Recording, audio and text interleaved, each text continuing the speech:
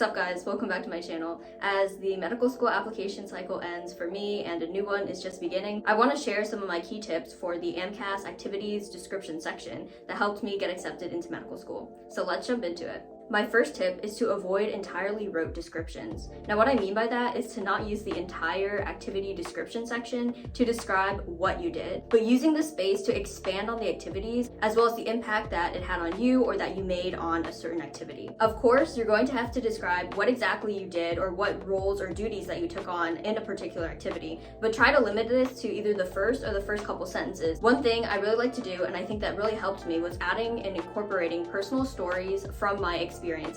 For example, I volunteered at the food pantry, so I incorporated stories of things I encountered while volunteering. Humans definitely connect with stories, so by incorporating a story, you're adding a more human and personal aspect to what might seem as just rote descriptions. You don't want to end up with an activity section that's just a rote description of what exactly you did. So for example, if you volunteered at the hospital, you don't want your entire description to be, oh, I folded sheets, I walked patients to their beds, I helped clean around the hospital, I helped to refill and restock the carts, because this doesn't really tell them anything about you. You want to be able to convey what you gained from engaging in this experience and not just a simple description of what you did. Personal stories are a perfect way to do just that. By adding a story, you're showing that you reflected on the experience and something really stuck with you, rather than just engaging in an experience for the hours alone. If you compare a rote description of what someone did volunteering in the hospital to a more impactful, meaningful, and ultimately more memorable story about maybe you were volunteering and you came across someone who really needed you to listen to them at a time of need, that resonates way more with the reader than simply stating your tasks.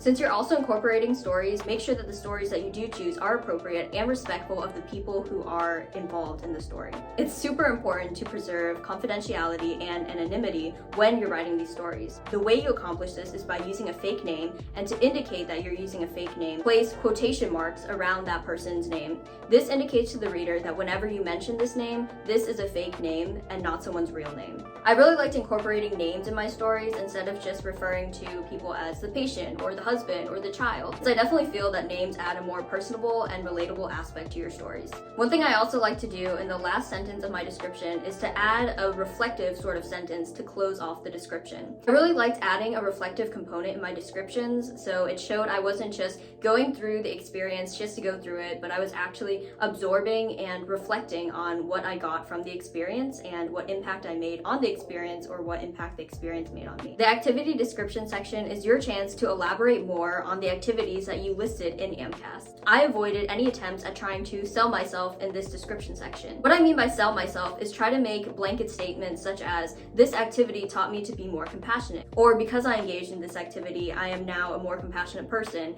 or something along those lines. I want to avoid name dropping certain common traits like compassion, diligence, determination, and opt for more of a show versus tell strategy.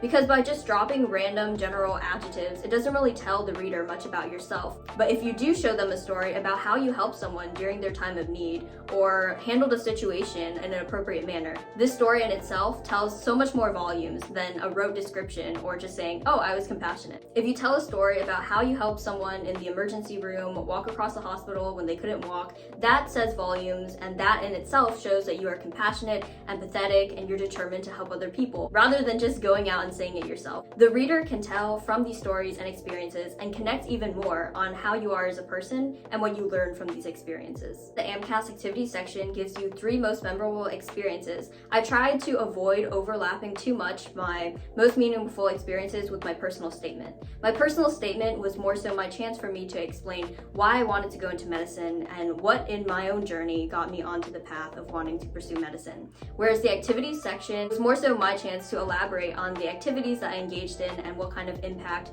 that they had on me and reflect on those experiences. You don't want to spam every activity section with why you want to be a doctor and relating that experience to how it relates to you being a good doctor. Just try to save some of the why medicine aspects for your personal statement and use the activity section to elaborate on those experiences in companion to your personal statement.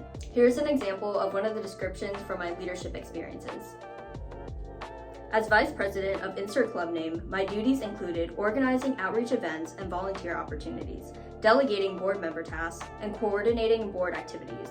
At our October meeting, we played Red Light, Green Light, a childhood game that left many of our members laughing so hard we had to pause to sit down. In joining, I've met not only friends, but family. Through I have stepped out of my comfort zone and accomplished things I never imagined. As next year's president, I am excited to welcome many new faces, as well as continue providing an inclusive and inspiring environment for our members to collaborate and develop professionally and personally.